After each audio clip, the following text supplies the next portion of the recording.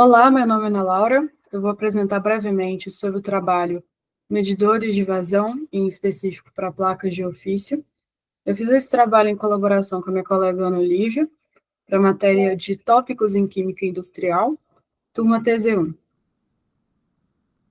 Bom, primeiramente, o que são medidores de vazão? Medidores de vazão, eles vão ser dispositivos essenciais na indústria, e eles vão ser utilizados para quantificar o volume ou a massa de um fluido, pode ser um líquido ou um gás, que vai passar por uma tubulação, né, uma instalação, em um determinado intervalo de tempo. Esses medidores, eles vão ser amplamente aplicados em setores como abastecimento de água, a indústria química em geral, controle de sistemas hidráulicos também. Entre os tipos mais comuns, a gente pode citar a placa de orifício, medidores de turbina, ultrassônicos e de vórtice. E nesse trabalho a gente vai focar na placa de orifício. Bom, uma breve abordagem teórica sobre medição de vazão. A vazão, de forma geral, ela vai ser a quantidade de fluido que vai escoar através de uma seção transversal de um tubo ou canal por unidade de tempo. Essa medição ela pode ser feita de duas formas: através da vazão instantânea, que é o valor em um determinado momento, e a vazão total, que vai ser a quantidade acumulada em um intervalo de tempo. Então, medir a vazão vai ser fundamental para o controle de processos, certo? Tanto também para a eficiência energética, quanto para a segurança operacional desse processo industrial. Tipos de vazão. Temos a vazão volumétrica. A vazão volumétrica é mais comum e ela é definida como volume de fluido que vai passar por uma seção por uma unidade de tempo. Sua unidade no Sistema Internacional de Medidas é o metro cúbico por segundo, mas também é comum ver, como litros por segundo ou hora, né? A equação que a define, como vocês podem ver, é o símbolo QV, vazão volumétrica, igual ao volume que se desloca dividido pelo tempo. Outro tipo de vazão também é a vazão mássica. A vazão mássica vai ser a massa de fluido que vai escoar por uma unidade de tempo. Ela é especialmente importante quando a gente vai lidar com gases ou quando a densidade do fluido varia. A sua unidade no Sistema Internacional de Medidas é quilogramas por segundo. E a equação vai ser essa, né? QM, vazão mássica, é igual ao valor da massa que se desloca dividido pelo tempo. Em continuação, temos a equação da continuidade. A equação da continuidade ela vai ser uma aplicação do princípio de conservação de massa para a mecânica dos fluidos.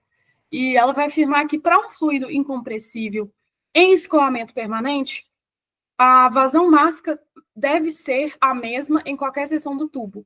Ou seja, o que entra em uma seção deve sair em outra. Como vocês podem ver na figura, a gente tem duas seções quadras diferentes, em que a vazão mássica na seção 1 é essa daqui, como vocês podem ver, a velocidade vezes a área da seção transversal vezes a densidade do líquido, do fluido, e o mesmo também para a seção 2. Aqui, se caso a vazão que entra é igual à vazão que sai, dá para igualar aqui a vazão das duas áreas, né, e também essas relações. Somado também, temos aqui a equação de Bernoulli. Bom, a equação de Bernoulli ela vai ser fundamental na fluidodinâmica porque ela relaciona a pressão, a velocidade e a altura, certo? Tudo isso em um fluido ideal e em regime permanente, certo? E ela deriva do princípio da conservação da energia. Como vocês podem ver na figura, a gente vai ter um tubo com uma seção variável e com inclinação. A equação de Bernoulli para esse tubo vai ser a seguinte: a pressão estática dessa seção aqui, da seção 1, mais a metade da pressão dinâmica, mais a pressão hidrostática, vai ser a mesma que a soma da pressão estática da seção 2, mais a metade da pressão dinâmica da seção 2, mais a pressão hidrostática da seção 2. E essa equação vai permitir entender como a pressão varia com a velocidade e com a altura, certo? Aqui vocês podem ver o esqueminha, né?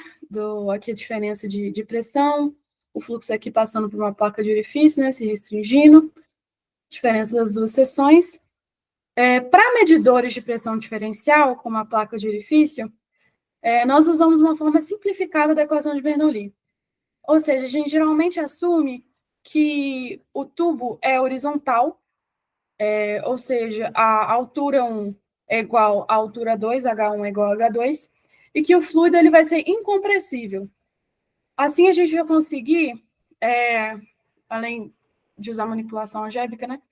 Assim, a gente vai conseguir reequacionar, fazer uma conjuntura com essas duas equações da continuidade da de Bernoulli e conseguir uma nova equação simplificada, né? Considerando as alturas iguais, velocidade igual a vazão sobre a área, e Q1 igual a Q, nós temos que a vazão vai ser igual a uma constante vezes a raiz da diferença de pressão, sendo K aqui nesses termos. E outra coisa também que é importante falar é que esse valor de K ele vai poder ainda agregar em outras particularidades referentes à construção desses tubos, como a posição das tomadas de medição ou tipos de medidores diferenciais, e cada um desses casos deve ser avaliado para se calcular corretamente essa constante. Boa noite, meu nome é Ana Olivia. Vou falar sobre placas de orifício. Placas de orifício, elas são dispositivos planos com furo instalados dentro de tubulações. Elas são fabricadas a partir de materiais metálicos resistentes à pressão e corrosão, como aço inox, e o orifício dela é dimensionado de acordo com a tubulação ou com a propriedade do fluido. Elas seguem normas como a ISO, a SME e a ANSI. É necessário que sigam essas normas para que haja uma padronização dos medidores de vazão, né? Para que serve essa placa de orifício? Ela serve para medir vazão volumétrica ou amássica, fazendo conversão, né, em fluidos. Ela é usada para controle de processo industrial ou hidráulico, né? E para fornecer dados para balanço de massa e balanço de energia, ou seja, qualquer cálculo que você precise de dados de vazão do seu sistema. Nós possuímos alguns tipos de placa de orifício, como o concêntrico, o excêntrico e o segmentado. Essa variação, ela se dá de acordo com a necessidade de aplicação do local. E a gente possui diferentes tipos de utilização para cada um dos diferentes tipos. Para o orifício concêntrico, ele é utilizado para fluidos que não contenham sólidos em suspensão. O orifício excêntrico, ele é gerado para fluidos que tenham sólidos em suspensão ou partículas de gás. E o deslocamento do orifício, ele é usado para fazer com que partículas indesejadas se acumulem na parede e o fluido passa livremente. E o orifício segmentado, ele tem o mesmo objetivo do orifício excêntrico, só que ele pode ter proporções mais elevadas de partículas. E o que acontece quando um fluido passa por uma placa de orifício? O fluxo do fluido ele vai se contrapassando quando ele passa pelo orifício, assumindo uma área da seção transversal mínima, no qual se dá o nome de vena contracta, ou veia contraída. Essa é a região que a vazão do fluido apresenta menor valor de pressão. Então, demonstrando aqui melhor como é que acontece. Quando o fluido ele passa por esse tipo de medidor de vazão, ele acelera na entrada do orifício, sofrendo uma queda de pressão, e depois, assim que ele passa, ele tem uma expansão com uma recuperação parcial dessa pressão. Essa diferença de pressão é o que serve para poder calcular a vazão. Também, como mostrado aqui nessa imagem.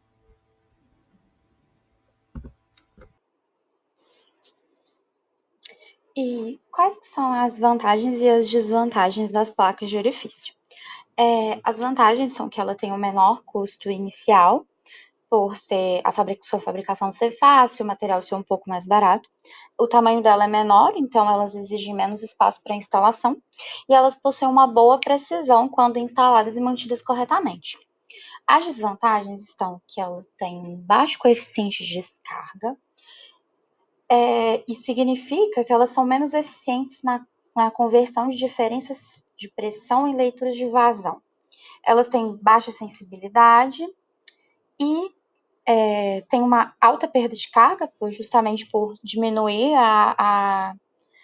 o tamanho do tubo, e elas, justamente pelo impacto que elas sofrem do líquido, elas têm um alto desgaste. E qual que é o valor da placa de orifício? A placa de orifício ela pode custar desde 250 a 360 reais, em diferentes tamanhos, e de 311 a 415, a primeira de bronze e a segunda de aço inoxidável. Eu só achei um site falando o preço, a maior parte deles pedia cotação, então não sei sobre se realmente se esse valor ele é representativo, mas esse foi o valor que a gente conseguiu achar. Essas são nossas referências. Muito obrigada pela atenção. Essas foram as referências utilizadas para a nossa apresentação e muito obrigada pela atenção.